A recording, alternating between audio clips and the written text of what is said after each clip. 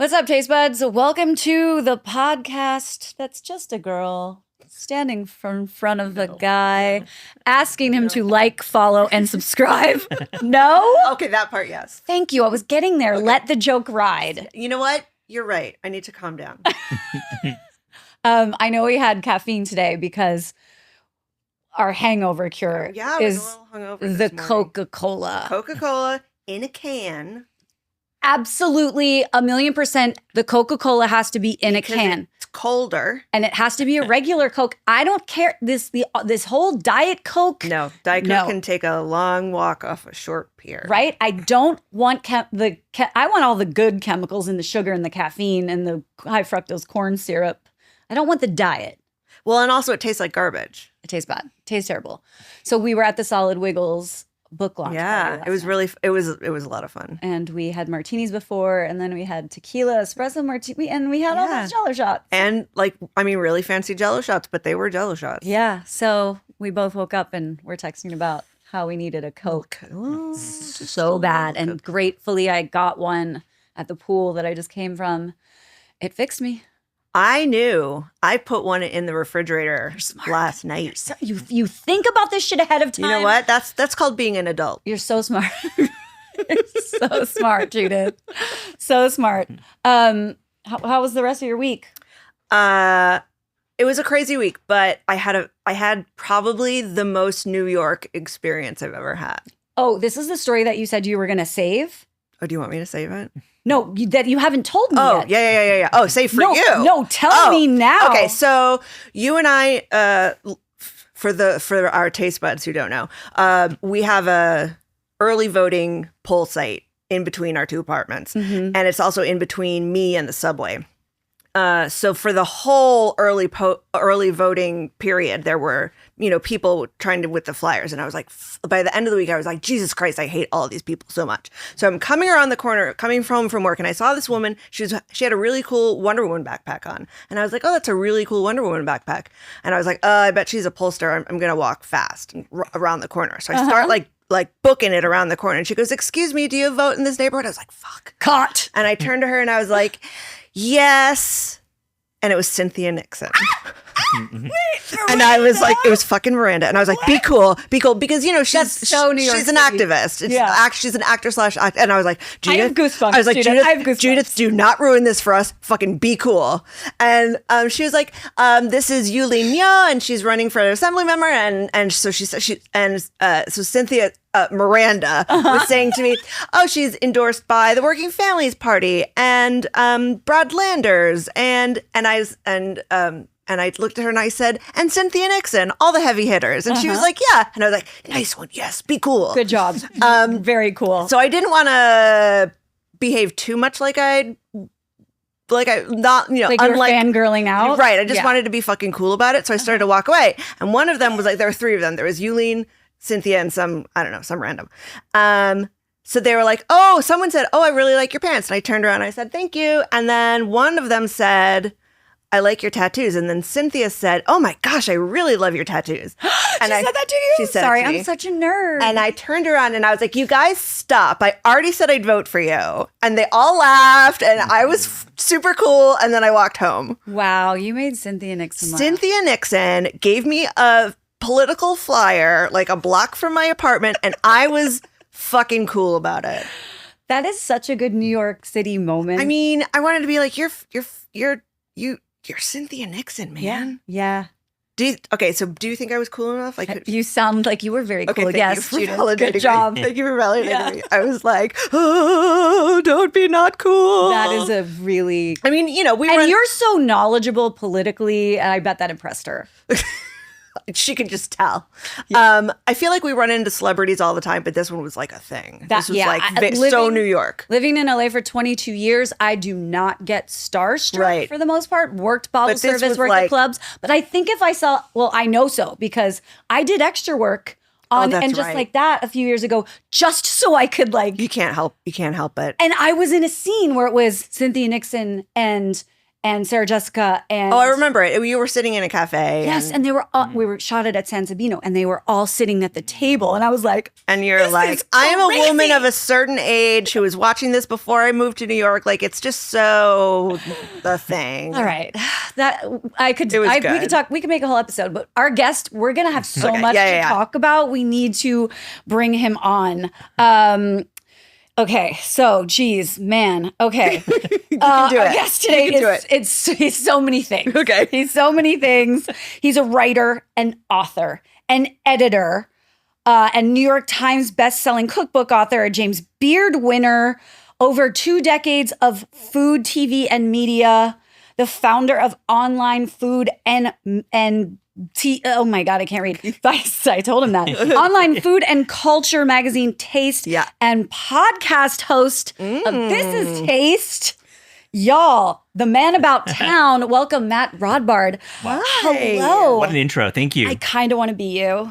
I mean, I want to be you with San Sabino and SJP. It was a moment. Was it like a real shoot where they had real food there? Like, were they actually? Yes. Yeah. So what's the food like? Okay, so they wanted us all to have plates in front of us. So they brought us out plates, and we were in this cafe in San Sabino in the restaurant for hours, probably 5 or 6. Yo. And so it got to a point where they're like, you can take bites, you can eat it, but then if your plate was too demolished, they had to give you a new plate. Oh, so they were like, so we were, and the food was. You hit the crudos, I'm sure. I mean, they have good. I had a fish. I had like a fish fillet situation with beautiful veg and sauce. And then they just would like bring out another one. And I was like, okay, like I could really do some damage. One more question. Who was the strongest actor on that day? Could you tell from your background work, like who was hitting the lines and who wasn't? Ooh, good question. No, they were all. They were pros? They were honestly, we didn't shoot it for that long. I feel like it was lighting and getting the extras arranged, but the scene itself, what took so long was it was the scene she's walking down the street and they had a crane shot outside the restaurant that tracks her and followed her in. And so that was what took forever. And in that tracking shot, you can see me sitting in the window. It feels like here. We've been here for 6 hours getting the lights right. I mean, just like this. Yeah. Very, very exactly similar.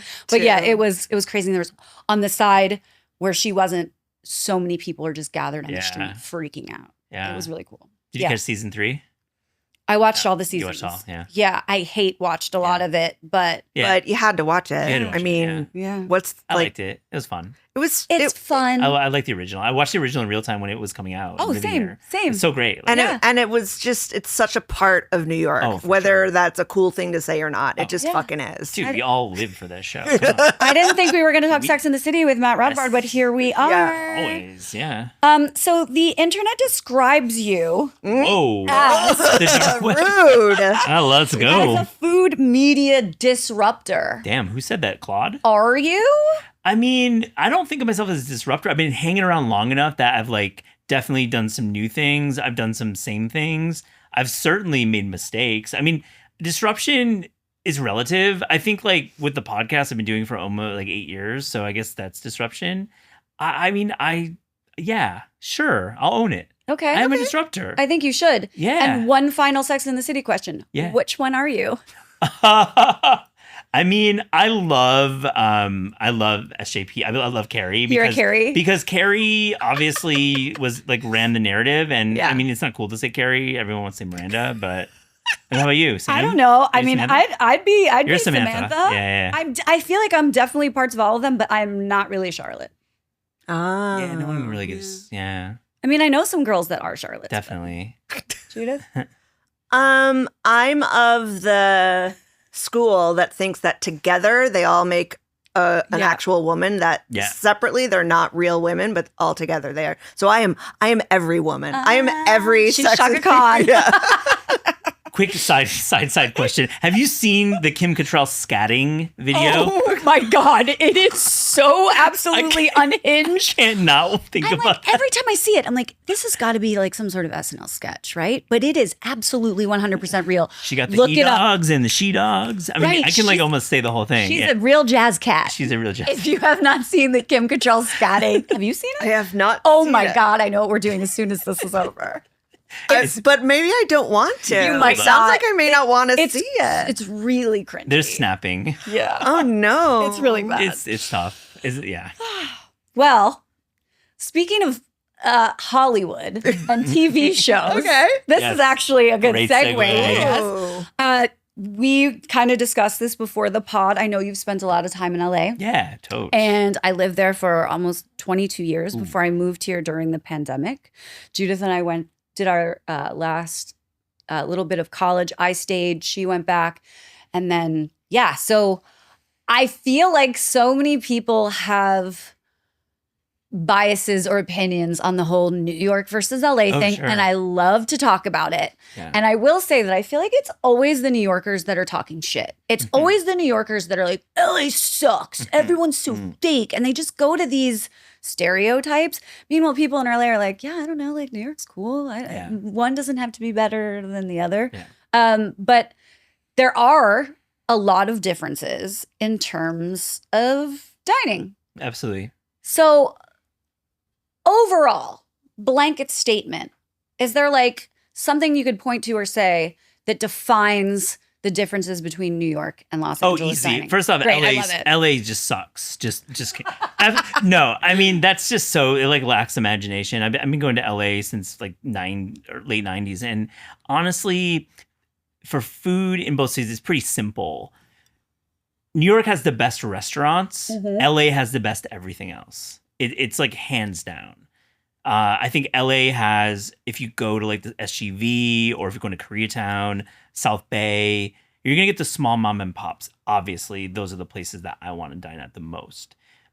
Markets, produce, of course, Santa Monica. If we're going to talk about the biggest plus that Los Angeles has over New York City in terms of food, it is that farmer's market. The Santa Monica farmer's market is just absolutely unreal. It's amazing. Yeah. Even the Hollywood farmer's market. Yeah, Hollywood's good so too. good. And if you go to the farmer's market in Santa Monica, you will run into all of the chefs. Oh, completely. They're all there. Yeah. They're all buying produce for their restaurant. It's such a beautiful thing to see. I mean, LA has Weiser Farms, the cult melons. I mean, it's like we don't have that in New York. But I think in New York, we obviously have a very deeply rooted restaurant culture with service, mostly service oriented. And I think that is the big difference. LA really lacks in service and lacks in polish in many ways. Of course, there's dozens of examples that are. I mean, I think one of those reasons is because people tend to be professional service industry folk here in New York. Whereas in LA, it's more like everyone's side gig, you know? Yeah, no, totally agree. And I think, LA also has just like a lot of locals. Like people who live in LA are from LA and proud of LA. New York just has like very little of that, it feels. Yeah. And I think like when you have a food culture that, you have like generational restaurants. Like you have restaurants that you've been going to since you were a kid and your grandparents have been going to. Well, there's like way less of that in New York. And I think that means something. That means a lot. It means that the culture is really deeply rooted and rich in LA. And we forget that when we're thinking about New York versus LA. I personally think LA is a better food city. I just like really, like holistically, I just really enjoy going there. But like from a restaurant point of view, New York definitely wins. So do you think that is New York like too trapped in its legacy media bubble while LA is the one that's actually innovating? I mean, we have legacy media covering New York, but we also have like really cool upstarts covering New York too. So I think like, honestly, LA has a lot of really great attributes with like their media ecosystem. Like, I think they have like a lot more independent creators covering the LA restaurant scene. They have more podcasts covering the scene. And in New York, of course, it's like where Food and Wine and Gourmet, or not Gourmet, but Food and Wine and, Saveur and all the major food magazines are based here. And I think there's just like that natural like institution here when it comes to media. Okay, so you have written 2 cookbooks on Korea. Well, 3 cookbooks. 3 total, but 2 on Korean food. Yeah. So New York has big Koreatown and LA has a huge Koreatown. Yeah. what are the differences, or what do you prefer, or is there a preference, or are they both just epic? Love the question. I've been covering LA's Koreatown since like 2010. I wrote the book with a great chef named Dookie Hong. So him and Dookie and I have been working on this project for 15 years total for 2 books. Now, I mean, I think LA is like obviously the beating heart of Korean culture in America in many ways, like driving down Wilshire and going to like so many cool places like Kong's, or I felt like there's so many like back alley pochas there and so many cool like single topic restaurants. While New York really, I think, hits it with the fine dining for Korean. Like, absolutely. We have like the best fine LA dining. definitely does not really hit the Korean fine dining. Not as much. Yeah. No, not at all. And, you know, I just think like so many spots in LA, Koreatown, to me was how I like learned about Korean food, and just to me are the most soulful restaurants. I mean, it could be Park's Barbecue, which I think is still extremely good. There one year. Yeah, it's like a fun place. Dude, how was the birthday? What was the? Tell me, like, what's the memory?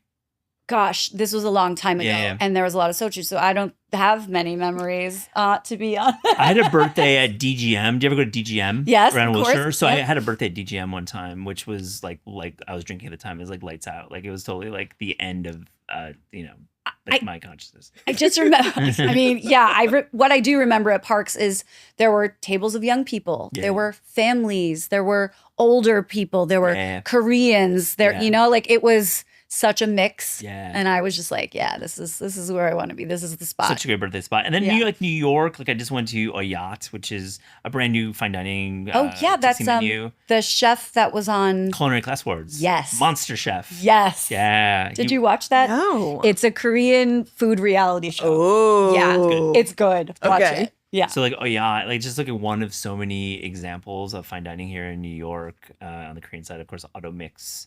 And Georgesnyc. And like to me that's cool. Like that's like an evolution of Korean food that we didn't necessarily see 15 years ago. I mean, it was like Georgesnyc and that was it in terms of fine dining. So that cool evolution has happened in New York, while in LA there's obviously new restaurants, but many of those restaurants are still 20, 30 years old, which I love. Yeah. Okay, so let's talk about specific dishes, and then we'll leave this New York versus LA topic. I'm sure Judith is over there falling asleep. Well, no, guys, not at all. New York versus LA? No. Boring. Let's wake it up. For a while, it was New York has the best bagels. Yeah. New York has the best Italian, the best pizza. LA has better Thai food, better sushi. Better Mexican, of course, but now I feel like those lines are getting blurred. It's not such an absolute thing anymore. I mean, have you been to Taqueria Ramirez in New York? I mean, have I been? We live right by Carnitas Ramirez. Carnitas Ramirez. They were on the pod. Shout out Gio and Tanya. Oh, we great. love them so much. Shouts. But I wrote a Substack about how I'm no longer mad at the tacos in New York. It's finally starting to happen, which God bless, like it saved my life. Having good tacos, especially where we live in the Lower East Side and the East Village and all of that. Yeah. But I mean, there was an article, and now it's dated. It's probably 2 years old, but saying that Courage Bagels was the best bagel in the United States. Do you remember that? I do. I remember the Courage moment is still like in that part of Virgil Village is still like super long lines to go to Courage. I kind of like it. I like the idea of like waiting in line. I'm kind of not that hater of waiting in line. Really? I kind of like to see the enthusiasm. Let's go there because I think it's like easy for like food writers to be like, oh, don't wait in line. I mean, I personally don't wait in line. Let's put that aside. But you recognize that they exist. I recognize that it exists, and I recognize that it's a fun, cheap date. Like these cities are becoming so expensive where like if you're on like a first date or like you're hanging out with old friends and like you want to do something, like go wait in line at Courage. It's cool to me. I don't like that snark towards line waiting is lame. Well, for frozen yogurt, I can't get I think that's a really lovely way of looking at it. Like it's just more time to spend with your friends. It's shooting the shit online. And getting something great at the end, or maybe not so great and debating it. But for us, like we work in food in different ways, and I love seeing the enthusiasm for someone who's going to commit that much time to wait in line. Or Okdongchik in New York, like that's that great bone broth place. People wait in line there. And I mean, without those people, we don't have an industry. And I have to recognize them. I'm not trying to be like high road here, but I just think it's so easy to snark on lines. I'm gonna say, wow, you definitely gave me something to think about because that's a really we're always lovely like, we don't do lines. Not doing that. No, I say the same. Like, I'm not gonna I totally don't love waiting in lines, but I think it's like a lax imagination to like make fun of lines because I think it's really cool to see young people get into food and like enjoy food and so much that they want to wait in line and like do a gram or do whatever about it. Now, if they're not eating the food and they're just doing it for the social currency, that's a whole fuck different. that. Yeah, fuck that, seriously. That's lame. But most people aren't. Most people actually want to enjoy food and like be part of a community of these new, like you're newly interested in food. You might have moved from like West Michigan where I grew up and never had all these foods, and you're new to New York and like, let's go wait in line. Yeah. I just feel like the lines I keep encountering are like the West Village lines for all those 3 like yogurt places. I know, yogurt lines are My crazy. God, kill me. Yo. Because one has a Nutella fountain or something. It's okay. I just went to Sushi on a Stick that had lines. It was up in Murray Hill. Sushi on a Stick. Yeah, Sakura it's called. It's cool. It's like a push pop, but for sushi. Oh, I've heard of that. It's How fun. was it? It was good. Like you put a little like plunger of soy sauce on top of it, and we got there early, so there was no line. But like I liked it. You know? It sounds like a shtick. Yeah, I don't know. Maybe I'll write about it and We should give it a shot. hyper. Holy shit. Do you guys care about bagels? Do you actually like deeply care? So I really only care about a bagel if I get one and it's bad. Bingo. So I think that's part of like just taking them for granted. Yeah. Like we're gonna have good bagels. Yeah. Like they're good unless they're bad. And then it's like whoa. That's not the way we do things here. You know? Yeah, and I find that, living in LA for so long, I didn't care about bagels until, I had that Courage bagel and I was like, holy shit. Yeah. It's what you're used to. Totally. Yeah. Although I did have what was the place owned by the Thai couple on the Upper East Side? They closed and then they reopened and then they closed again. I'm gonna have to. It's escaping me. A bagel spot? Yeah. Oh, cool. I don't know.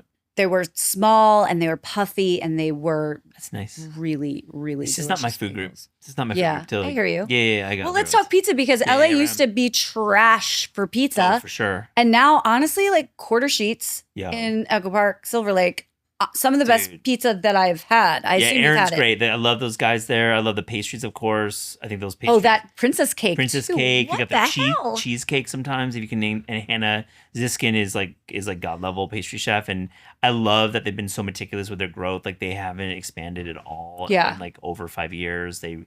I love to see that in an operator like really just like kind of working with your space, not trying to expand too quickly. I mean, I love the pizza in LA. I think it's fucking amazing. Apollonia's is great too. Super good pizza. My writing partner Daniel Holzman has Danny Boy's Famous Original. Okay. Which is really good New York style. So Haven't had it. He's got like 3 locations. He's opening up in the Valley soon. I don't know why I'm doing PR for him all of a sudden. Okay, but, cool. I have no points in this operation. Let him know where he can send the check. Right? I mean, Nancy Silverton obviously, kind of did her thing with pizza there, but outside of that, it's been pretty bad. But it's definitely getting better. Yeah. And I do miss, I think, obviously there's a lot of sushi out here, but I feel like LA has affordable, like this mid-range sushi level that doesn't really exist in New York. New York had that explosion of the timed affordable omakase that happened like cool. last year or 2 years ago. Yeah. But I still don't feel like there's neighborhood sushi restaurants that are as good as they are in LA. And I definitely find myself missing that a lot. I mean, I love Sawtell. That's absolutely. where I go for sushi in LA. Typically, is Sawtell. For the listener, for Janet, Sawtell is a street in West LA that has a lot of different Asian cuisines. Such a good neighborhood. So much right by Culver City, like yeah. off the 405. It's a great little spot. Yeah. It's cool. I think like New York sushi can be price prohibitive for a lot of people. It truly is, and it's a bummer. I don't eat it as much as when I lived in LA. I know, and I love like going downtown to Little Tokyo in LA. Yes, and going to some of those spots. Like some people may. My favorite sushi Which one? place, Hama. Oh yeah, Hama's great. Yeah, there's some cool. They have spots. a sign that says "No California rolls." Yeah, no shrimp tempura rolls. It. No sides of rice. Sides of rice. Yes, it's great. Yeah. It's just not fancy, but so good. There's a place called Kiriko on Sawtell that closed. Do you ever go there? No. That place was so good. It closed like maybe 2 or 3 years ago. That was like my total spot. Oh, bummer. Love that. And then also the largest Thai population outside of Thailand, our Thai town, is insane in LA. I really miss a lot of that. Oh my God, I love Thai. And with, the closing of Santander, that really hit me. I loved that spot here. Wait. So much. I didn't know. Are you serious? I didn't know. Yeah, Fuck. last Are you week. serious? Yes. Wait, the sardine salad? That was That's exactly what I was going to say. That sardine Wait, it's closed salad. on Avenue A? Closed. Yeah. That's insane. Dan and I used to write a column for Savour, and we wrote about that sardine We knew salad. something that Matt Rodbard Oh didn't my know. God. I'm not like hypebeast on the opening and closing, but like that sucks. 'Cause Yeah. I was actually just talking to someone. Well, good for. Hopefully they retired and made money. And Hopefully. Yeah, she was like, I'm done. is Like, that right? yeah, She's just it's not. been, you know, like that. This was cool. Let's just not do it anymore. I mean, I respect that. I mean, it's a hard neighborhood. That neighborhood is so hard for operators. And restaurants, period, are difficult. So Yeah, I lived in the East Village from 02 to 05, and it was different, I have to say. The East Village, so many more local spots. I felt like they had a community that supported restaurants there. And now it feels the East Village is just, it's so sad that so many places just can't make it in that neighborhood. And I don't know why. Maybe you can tell me, like you Liz. I've thought about this a lot. I don't Yeah. know if it's just, and okay, this kind of brings me to another topic. Sure, Is sorry. it the oversaturation that there are just simply too many places? And then, and you talked a little bit about this on your podcast, the whole like, we've got now maps, right? Every publication is making their lists and their maps and saying, these are the places you go. When people travel, people aren't talking to other people. They're asking AI, what restaurants do I go to? So instead of talking to people that live in these neighborhoods, everybody is encountering the same it's a 5 feedback loop. places. And we're losing discovery of places. And we're losing, like, I remember us being 18 years old, running around New York, being in college, and just like, that didn't exist then. This was the late 90s, you know, like we didn't have AI. We didn't even have phones. No. But you know, like just to find the spots. It was like, that looks cool, let's go in. You know, and that is missing now. We lost It's like, serendipity. have influencers and algorithms forced us into a place of non-discovery? Yeah, 100%. I think And maybe that's why places can't make it. I think that when you start having Claude code an app for you to give you your New York City recommendations if you're coming from wherever, maybe San Francisco, just gonna take a hunch. I feel like that is so like dorky and horrible for the restaurant industry. And I think you're right, totally. Like serendipity has been completely lost by the algorithms, and even in like some algorithms are like faking serendipity through like saying like showing like lesser known places and pretending that's serendipity, but it actually is part of the algorithm. That is like that's, we can go there another time. But I think like I love thinking back about my time in New York pre-iPhone or pre-phone. Yeah. And thinking about the difficulty that we had. Of course, there was like the inconvenience, like meeting up with people was challenging. We had paper maps and shit like that. But we had real food moments. It was really interesting. I agree fully. And we would like read the Village Voice and like Yeah. Robert Sietzema and like Time out. Of course. And you know, right now that's like lost. Like if you're looking at belly and that's like the only way you can figure out where you're gonna dine, it feels like a lot of the same. Yeah. I think it's also challenging with like media becoming eroded a bit in New York and like places closing and like losing funding. So it's like, where do you go for like reliable restaurant information? Yeah, I mean, food moments just seem like they're being engineered. I remember when I went to Japan 2 years ago, and I was like, I'm not a TikTok girl. I don't look at it. But I was like, okay, let's just see what people are saying. And I swear to God, it was like the same influencers. And everybody had the same list. Go get the souffle pancakes here and go do it's there. And I was like, it's the same info. Everybody's just like, and you have to do this. And they're just taking everyone's, it was just this huge eye-opening moment of like, who's actually creating the real content?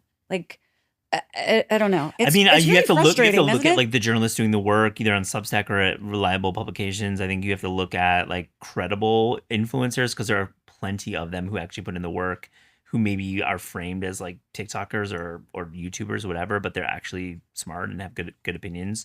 They're hiding in plain sight. They might be. I mean, there's like guys like, you know, I think Rob Martinez is, I call him an influencer, but he's also just like very empathetic and he's a smart. storyteller. Yeah, we talked about him With Sam Braverman of Lori Jane. Yeah. We just recorded with, because he kind of made Sam's steak frites go viral. Oh, right on. See, that's great. And that's what I think the power of what this era we're in that you refer to, there's a lot of good that can come out of it. Like small operators can be given this boost and, given a ton of business. I'd say take a fucking walk.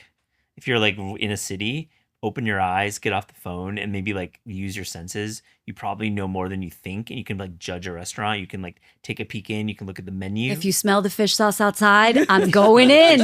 I'm going inside. I love that. I love if you can smell like that caramelization, like fish sauce with sugar. If you can get that blasting towards you, it's like things are going to be okay in there. Step inside for a moment. But it's hard because the flip side of that is, and we talk about this all the time, we hate having a bad meal. I know. And that's the risk that you run, is like, is this, it's not on anyone's list. Are we going to discover something? Or is it, or it's not on anybody's list, so it's bad. Yeah, it's, yeah. It's hard. Yeah. Life is really hard, you guys. I mean, but there's so many places opening. There's so many places to discover. Yeah. And I think media does tend to focus on the openings. Yeah.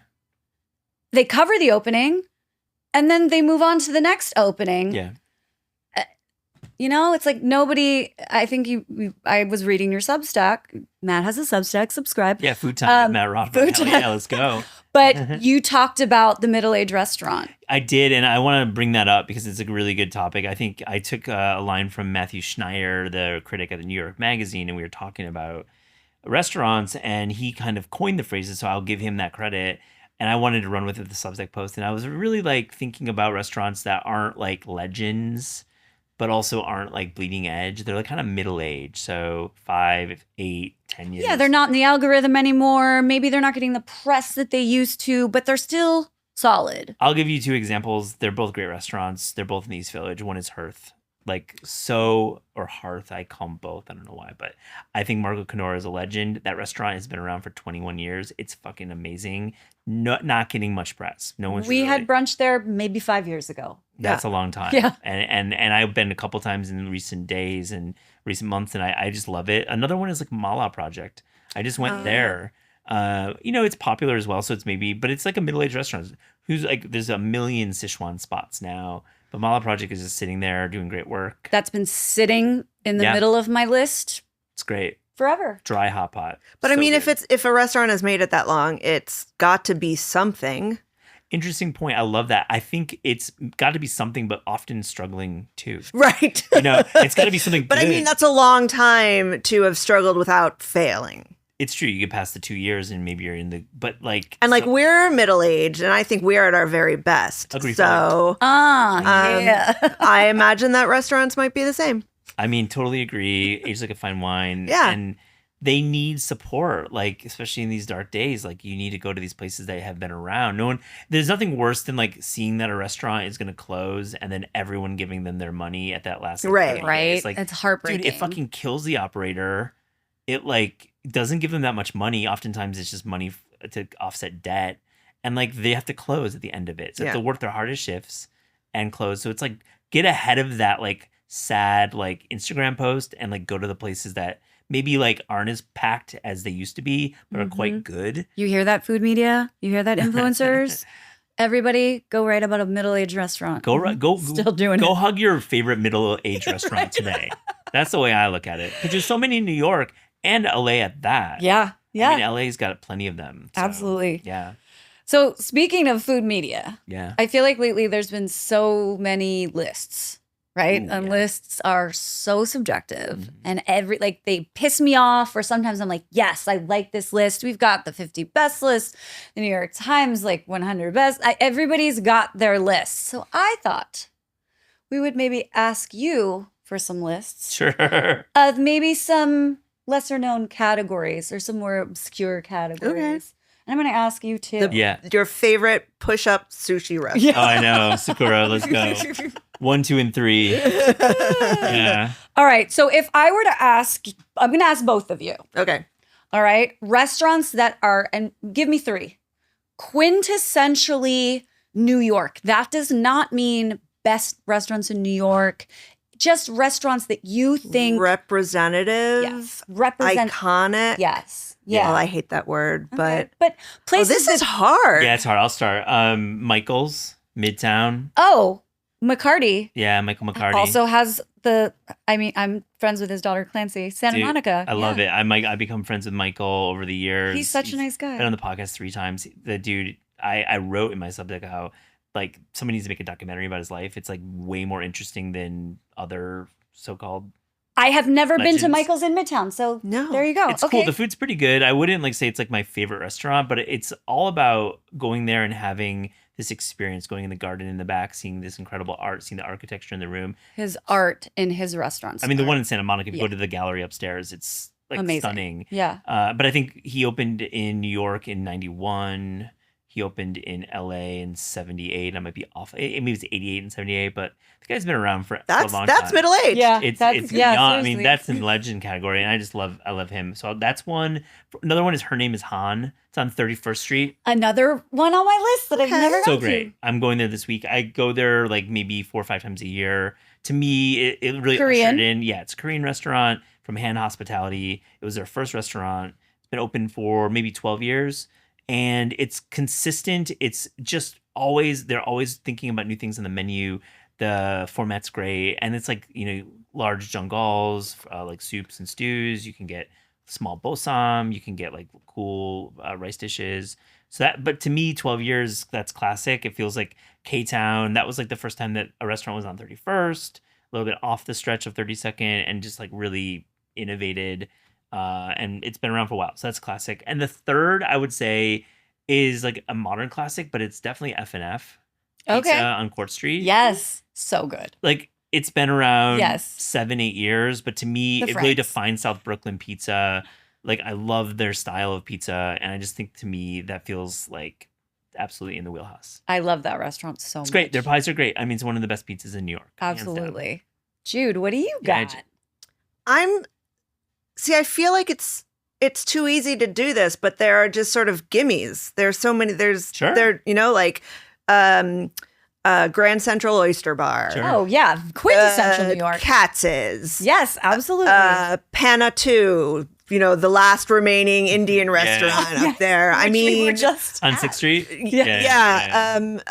Tavern on the Green. These are the like gimmies that just like you say that and it's like, oh yeah, New York. Yeah. Right? Western Daughters. Yeah. Yeah, absolutely. How about you? I mean, I'm gonna do an LA one. Sure. Do 3 it. LA. Ooh. Love it. Like I'm gonna know anything. No, Tell me a no. bunch of restaurants I don't know. You know these Okay. restaurants. I'm going to say quintessential LA restaurant. The whole farm to table thing is so overdone at this point, but you got to give it to Jelena. Yeah. And not just because I opened that restaurant, Nice. worked there for 4 years, Nice. but because they're still doing it. Fun. And it is just still their commitment to the farmers market. And it's just that beautiful outdoor space on Venice Beach, on Abbot Kinney. Yeah. It's just so LA. It's great. It It's is. fantastic. Yeah, what's Abbot Kinney like when they opened? Is it like a little, it's different? It wasn't as chain forward Based as it on is all now. shit, Yeah. Another one I would say would be Holbox. Yeah. What Gilberto is doing is the kind of coastal Mexican food that I want to eat. And it's so LA in the fact that it's in this random food hall off a freeway. Mm-hmm. You have to line up to sit at a counter. Like it's not really a real restaurant and it's the best food ever. It's So good. I can't believe I've never been. Oh, I man. try and take you there. I feel like we always run out of time. Chichen Itza is pretty good too. Yes, Yeah. also in the same Yeah. food I've hall. been to both of those places, Yeah. like on the planet. Yes, you have. That's cool. And then Respect. That's okay. I was toying with saying Marisco Jalisco because that shrimp Yeah. taco is just the epitome of LA and it's a truck. But I'm going to say, even though I don't think the food is the best food anymore, this is just quintessentially LA. I'm going to say Spago Oh, sure. because Yeah. that Like a group- bunch of the restaurants on my New York list. They're not great Yeah. food. still, you walk into that room, Yeah. there will still be some celebrity in there. Mhm. So if you want to do that whole thing, Yeah. go to Spago. The hospitality is fantastic. Those aren't actor waiters, actor servers. Those are actually hospitality Pros, yeah. pros. The room feels special. it just has that LA feeling about it. And, if you were to ask me about like best, I'd be like, oh, Dunsmore and like places like that. But School Brian was on the show. I think the new Squirrel is amazing. Oh, you went for dinner? Yeah. I have to do that next time I'm in LA. Go to that. Yeah. Okay, so let me. Gosh, how do we only have 20 minutes left? Hey, we can already rapid fire. Hell. Oh, okay. So let's rapid fire some more lists. This is random and weird. Times Square restaurants? Oh, it's so interesting when you sent that through. I mean, I work on 56 and Broadway for 10 years. Okay, so give us 3 that don't suck. I mean, dude, like it's a I mean, Pure Thai Shop House in Hell's Kitchen is like maybe adjacent to Times Square. Okay. I mean, do you really want to go there to have dinner? No, but sometimes you just, like a show. We went to Carver Steak. Yeah, sure. For our steak club, and we were like, okay, we would come here again if we were going to a show or whatever. I go to Tolache. Sure. Tolache is great. Julian Medina is a great chef. Have you been to Utsav? No. An Indian restaurant owned by this lovely woman. I went there with Flavors of New York to host a video and would never have gone there otherwise and was very pleasantly surprised. I've heard the view is good. Yeah. Meyer's place on the top of the... Oh, yeah. I was there I took my family there. That's great. Yeah. Yes. I heard it's a good spot. Yeah. I mean, great classics. Yeah, Times Square. Times Square. You got anything in Times Square? You're like, no, I don't go there. Olive Garden and... They closed it, I think. Didn't they? Or no, Red Lobster. Red Lobster. Sorry, you're right. Thank you for correcting the record. Bubba Gump Shrimp Company, Hard Rock Cafe. Yeah, is that still there? Yeah. Oh yeah.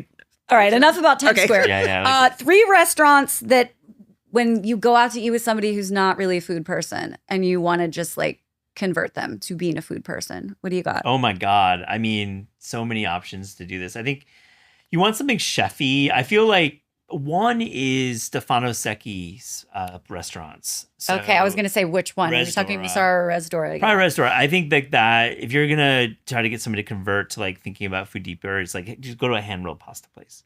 Like go to like Stefano Secchi's place. Like and say, if you're like in Italy, in Bologna or Emilia Romagna, this is how they do it. Mm-hmm. So that's the one. I mean, I took my mom there and she was blown away by their pastas. Yeah. How about you? Are we gonna go right? I didn't prepare any. And I didn't ask you this. I just like converts. Let's always convert people. You have 2 other things on there. I mean, I have some ideas. I think like converting people. It's like, well, what does that mean? It means that you want to show somebody craft, right? But you also don't want it to be too cerebral. You want it to be absolutely delicious. Actually, I was thinking Thai diner because it's fun. Yeah, it's thoughtful. They're kind of doing Thai food in a somewhat irreverent and different kind of way, you know? Yes. So I think that could be on there. Yeah, it has like a little bit of foodie credibility too. I mean, it's an amazing restaurant. Absolutely, so good. Balloons too. I mean, back in the day, those are great. I think that like it's interesting because you've asked the question like, where do you take out of towners before? Mm-hmm. But to convert them, that's a different question. It's a good question. I like the question. Right? Like I took my mother-in-law to Pastis and she was like, it was the coolest fucking thing ever. It was, and I mean, it's a mid restaurant. It's fine. But I wasn't thinking about converting her to loving food or respecting food or recognizing food more. I just wanted to take her to some place I thought she'd like and feel cool in. Yeah, I think converting that's to food to something interesting. That's I'm going to think about it more. I think. I mean, honestly, the flagship JG John George is a place where like it has a lot of tropes of like classic fine dining, but when you actually drill down into the menu, it's like incredible. Never been doing there because I'm a poor person. No, it's definitely not like my flex. I've been there a few times. I think JG like flagship is great. Okay. I think you can convert people to fine dining that way. I think there's other fine dining places that are like way too much. Yeah. Too cerebral. So yeah, I think JG is. You don't want to scare them if you're trying to convert them. Right. Exactly. That's the line that you want. Right. Another Saga. Saga's really good. I mean, get them with that view too. Yeah, like view hello. is ridiculous. Get him with a view. Yeah. And just Saga, I think is Charlie Mitchell's a great chef, and I think that's a cool restaurant. Where was I just reading an article that was like, it was on Slate. It was like all rooftop bars suck. Whoa. Except for Overstory. Overstory. That's the only one. Definitely doesn't suck. It's an incredible bar. That they're not wrong. Yeah. With that, a lot of rooftops just rely on their view. And I don't even think of it as a rooftop bar. Right, like you say rooftop bar, and you see something on top of a hotel, in Midtown East, or I don't know. I don't Or even like a know any of the clubby names thing? of, yeah. Like you have to like crowd into an elevator and pay like, $25 for a drink in a plastic cup. Yeah, that is It's a not world-class overstored. cocktail bar. I mean, like, Yeah. so good. Oh yeah, for sure. Incredible Yeah. talent there. I don't know if they still have it, but that dashi martini was. Whoa, stop. That sounds good. So good. Do you want to play a game real quick? Sure, let's do it. We know that you know so much. Whoa. And you're so smart. So Judith, what's the name of this game? Matt Rodbard knows everything, or does he? This is a food trivia game for we're you. in trivia shit. Okay, Yeah. let's go. Okay. It's very silly. All right. Which chain restaurant once whoa, really? Okay. Which chain restaurant once tested lasagna tacos? Oh, it has to be Olive Garden. Nope. Chili's. Chili's. Okay. Chili's. Okay. Wait, I guess lasagna tacos? They didn't fly, apparently. Gross. Yeah, it sounds bad. What the I grew fuck, up going to Chili's? Chili's as a kid. Yes, Which same. state has an official state snack? Maryland, Wisconsin, or Alabama? Bonus points if you know the snack. I'm gonna say pork rinds in Alabama. You got Alabama. It's boiled peanuts. Okay, cool. Close enough. Mm-hmm. It's the same. I feel like the South has good snacking culture. Oh, they Yeah. certainly do. Yeah. Which fast food chain once sold spaghetti? It had to be McDonald's. It is McDonald's. Yeah, they Another one. tried everything Like back in that's the day. fucking disgusting. And So you bad. can still get mixed spaghetti in No. some I countries. bet. No. Gary Heath, shout out to the guy who wrote the book about McDonald's. He Whoa. wrote a great book that covers these things. I will read it. Yeah. All right. What food was once marketed as a breakfast cereal? Should I give him the options? What food in Give general? them the options. Yeah. Ice cream, corn nuts, or popcorn. Popcorn. Very good. Right. In the late 1800s. I mean, Yeah, sure. pretty Let's good. give it a shot. All right. Yeah. Pick the real food festival. The Woolly Worm Festival, Roadkill Cook-Off, or the Moon Pie Festival. Oh, roadkill cook-off has to be. Actually, all three are real. Moon pie. It's good. Yeah, and the Woolly Worm Festival. woolly worms. All right. Which American regional dish is fake? Okay. Hot dish pizza, pickle soup, butterburger sushi. Butterburger sushi. Yeah. Yeah. That's a tough one. But I like the other two. Thank Hot- God. I want to have it. Thank Shout God out to there hot is. dish pizza Yeah, though. seriously, it sounds like my Minnesota. Upper Midwest Yeah. fam there. I like that. Fun game. Hot dish. Good. Okay, there's a bonus round. Oh, cool. All right, so who said it? Matt Rodbard or Guy Fieri? Here we go. Wait, if Ready? he gets these Yes. wrong, it's a little concerning. The greatest food discoveries happen because you missed your exit. Who said it? You or Guy? That's a guy line. That is a Guy. That's line. a guy line. Yeah. Who said it? You or Guy? The best meals happen when expectations are low. Guy. That's you. No, stop. That is you. All right. The real American food story is being told in strip malls. Who said it? Oh, I mean, I've said that. You said Yes, that. I've said that. Yeah. One more. Who said it? Calories are just tiny flavor receipts.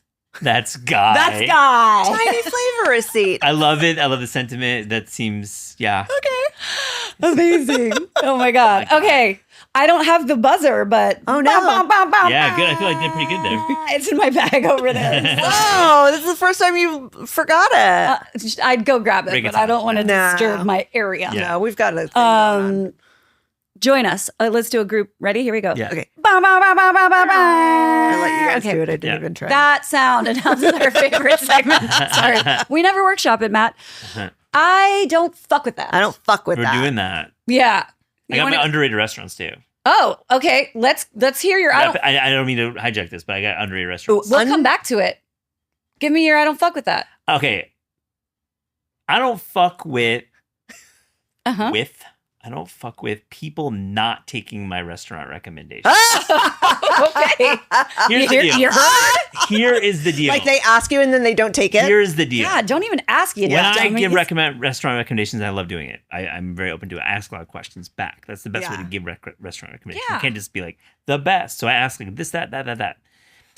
Now, when you ask me, I'm putting that effort in, so you Yeah. should maybe try them. But also, like, what the fuck are you doing when you're not taking my advice? Right. Don't they know who you are? Hello. I mean, listen, I am kidding halfly, but I think that when you visit a city and you have expert advice or domain expertise, you should take it. Like restaurants, as like I'm like you guys, I don't want to have a bad meal. So this is like, I'm not just like giving you a bad recommendation. I'm giving you a good recommendation. Yeah. So why risk it? Right. By not taking my You advice? think you know better than me? And also, why ask if you're not going to take it? That's another thing. If you why ask if you're not going to, like, if I'm going to give you like a map with like 7 places and you go to none of them, or even, it's just like, and that's like emotional labor that you've done, right? It is. I try. I mean, I do have a copy paste thing for certain cities, so maybe I'm not doing that much emotional labor.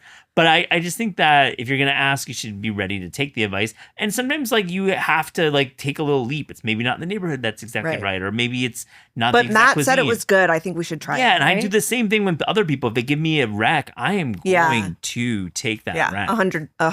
I am going to take the rec, and it comes from either fellow writers or it could be from chefs. I like take the rec. God bless. I just say, like, somebody asked me today, and I was like, subscribe to my Substack. That's a good one too. Right? Like, it's Pay all me there. that money. I mean, give me that $5, and then you can have all the recs. This shit ain't free no right? more. You want me to sit down and write a list? That's going to take my time. My time is valuable. Judith, what are you not fucking with? Okay, I don't fuck with giant desserts. Ooh. Oh. Okay, like even this is pre GLP-1s. It's not like I've got a different appetite. I've never loved huge desserts because it's the end of the meal, right? It's like, oh shit, do we want a have nice room little sweet for it? bite. But I want to taste them. So I went to a restaurant with my uncle in Clinton Hill, and we didn't want dessert because we were full. But the bill came with 2 little ramekins of panna cotta, and they were just like ramekin. They were like, silver dollars. It was 2 bites of dessert, and I was like, this is perfect. I would give you $5 for this tiny dessert and be so happy about it, and then tell my friends about it. Like, it does suck when you're too full and the dessert is good, and then you leave it. I don't want to leave. I don't want to leave food on the table because of whatever hangups that is. But like, there's nothing worse than being so full, and then you're like, all right, let's try and cram in some dessert, and it's giant. Yeah. I feel it.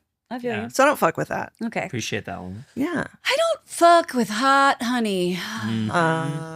Enough with the hot My honey. God. It's like, not everything needs hot honey. right?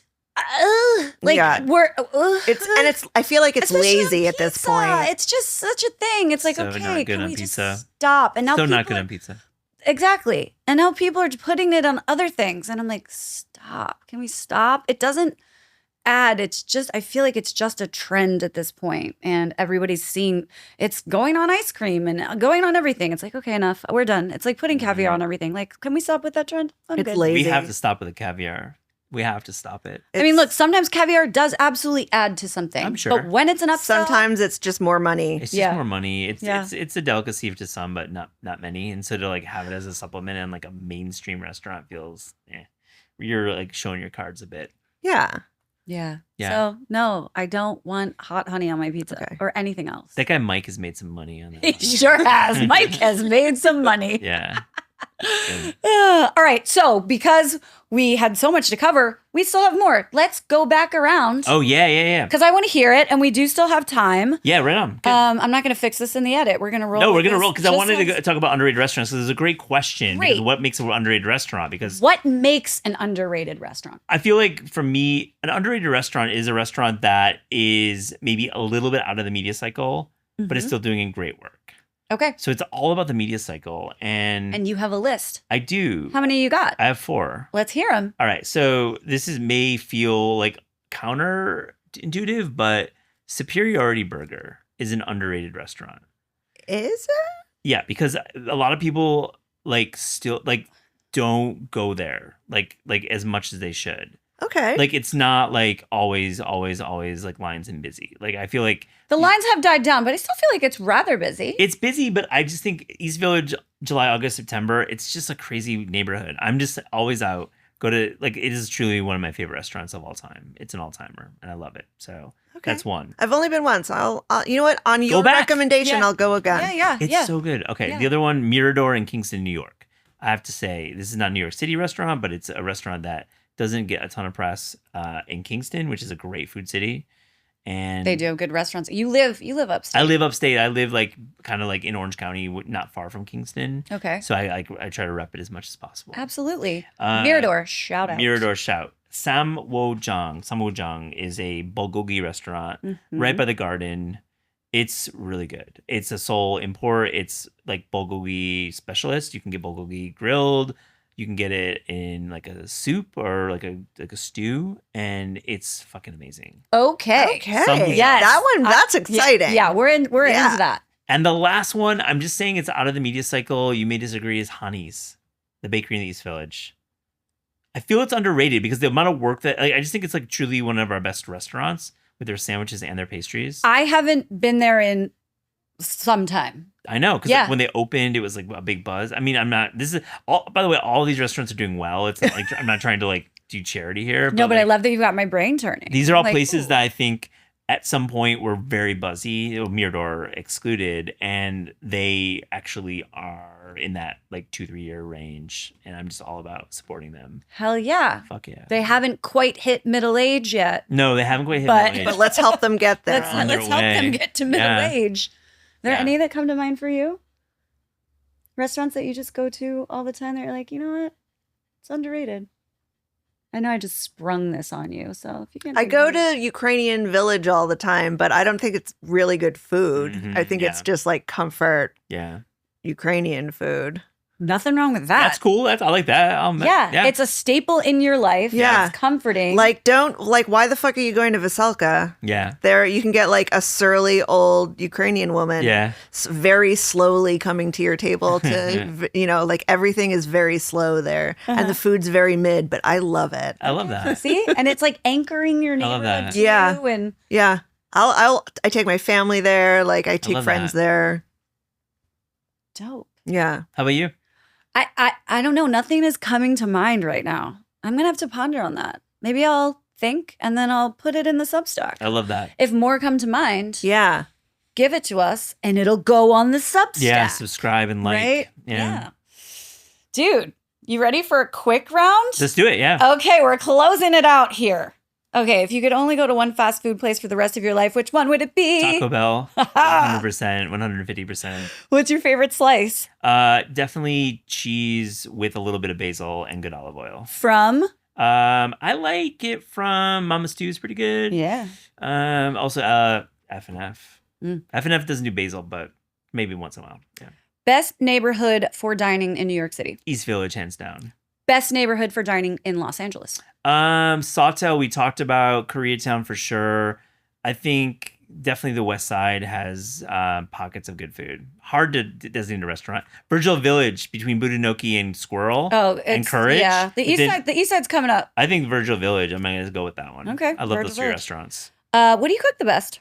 For me, I do pasta really well, very simply, and I do make Korean food from time to time. I make japchae quite well. I have pretty dialed recipe that we had from our first cookbook. I was going to say, you follow your own Yeah, I cook a bit at home. Yeah, I do follow my own recipe. I do crack open the book, and now I have that one on memory. So we're going to Seoul. And wait. Yeah, we're going to have to talk to you about that on camera. We're going to need some recs. You're going in the fall, you said. We're going in September. Best time to go. Fall, September, October, best time. We're so excited. We're trying to decide Busan, Jeju Island, like what. So maybe we'll offline it. Pick your brain. I got ideas for you. And we will take your recommendation. Yes, we will. We absolutely. I have some soul recs. And okay, you should great. Take them. Life hack you couldn't live without. This is a good one. So I call it magic hands. So I travel a bit for dear. this job. More recently, and when leaving a hotel, I do magic hands, meaning I go over the entire hotel room with my hands and pretend I'm painting it. And I tell myself that I'm doing magic hands, and I literally never forget anything from a hotel room. And when you're on like a 3 or 4 hotel room trip for 7 or 8 days, you don't want to leave you don't want to leave any of your shit. Your phone charger. Oh my god! No, like all fucking the stuff phone you charger. leave, and like I do culinary tours, so like if we're on the tour, like I can't leave behind my stuff. But like then you're in your car and your bag is like all in the back in the trunk. Like, did I forget that? Did I forget that? No, I did fucking magic hands. Shoot it! You're gonna see me doing this during our travels. Magic hands. Can I do a 1B? 1B Yes. is I bring pour over coffee to a hotel. Like I read about that in your Substack. Dude, what a life hack. Bring your own. Listen, vessel and coffee and filters and all the things. Collapsible silicone cone. Weirdo. Ground coffee. It is weird, but it's effective because we all have a situation where we're waking up in a fucking hotel that we don't know shit about the city. Yeah. And like you have not had coffee, and do you want to actually leave that room to find that coffee? Untenable. You just want it to be there. Hotel lobby, Starbucks. Do you want to actually operate a motor vehicle without having coffee? No.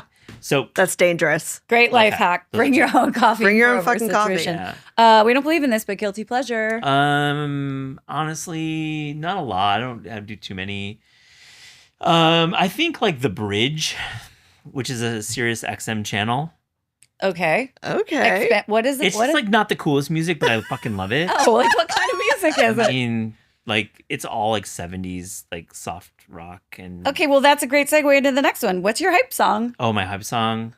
Oh my God. I mean, I think something by Pharoah Monch, back from the 90s. Okay. Yeah. Hell yeah. Yeah, it's probably something from Pharoah Monch. We like some 90s jams. Yeah. In-N-Out or Shake Shack?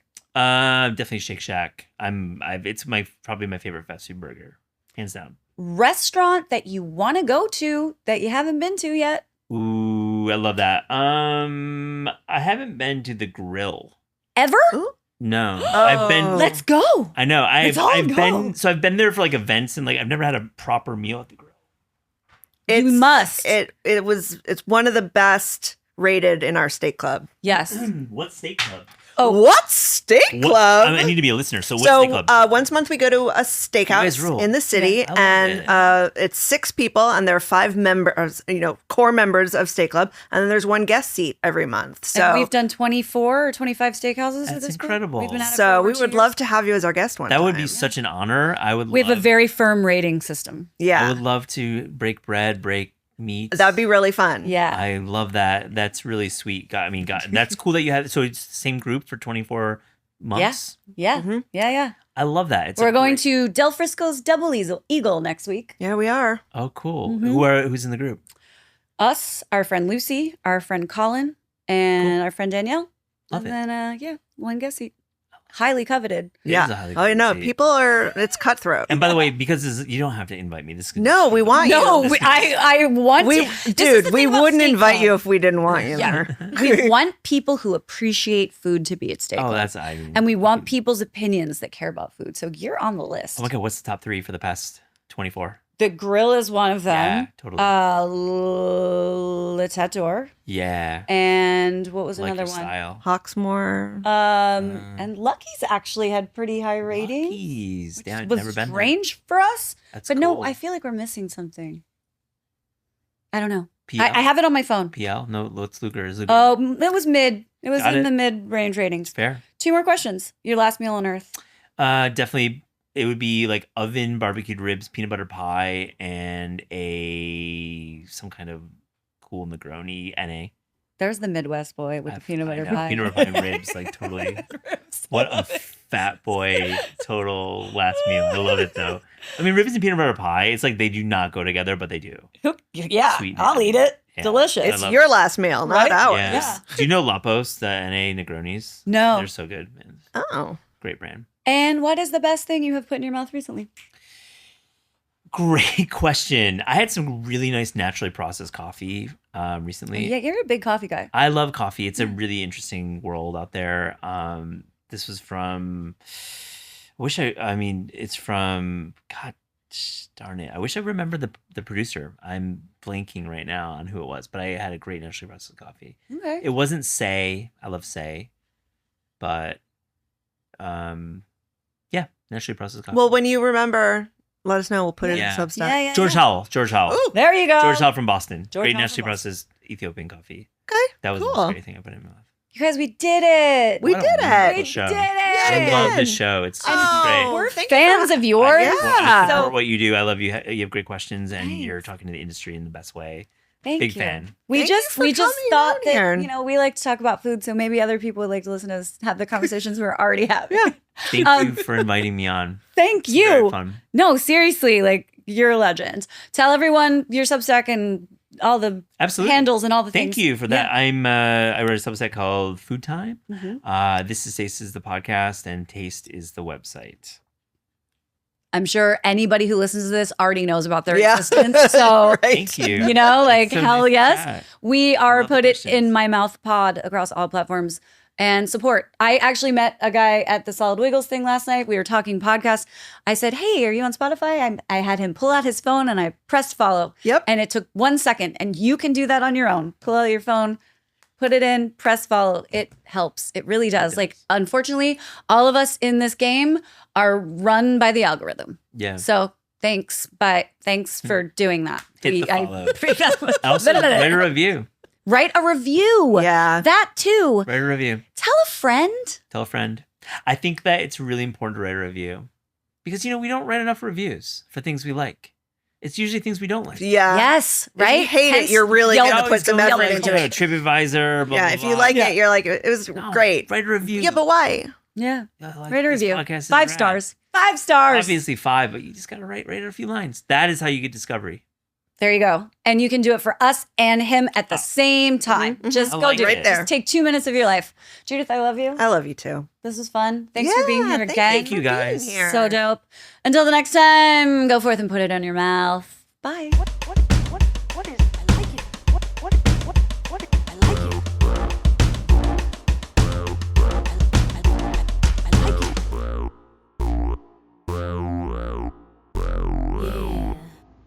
Put It in My Mouth podcast is recorded in New York City at WTF Studios and hosted by Lala Judith and Judith Basich. It's produced by myself, Lala Judith, and entirely self-funded. So if you would like to support or sponsor an episode, please reach out to putitinmymouthpod@gmail.com. We would love to take your money. You can also support us on all socials across the board at Put It in My Mouth Pod. Our intro and outro segments were created by Tyler Milliron. Our theme music was composed by Javier Dunn. Our editor is Saeem Asif. Please leave a review. It means the world to us and helps us get seen. Thanks for listening.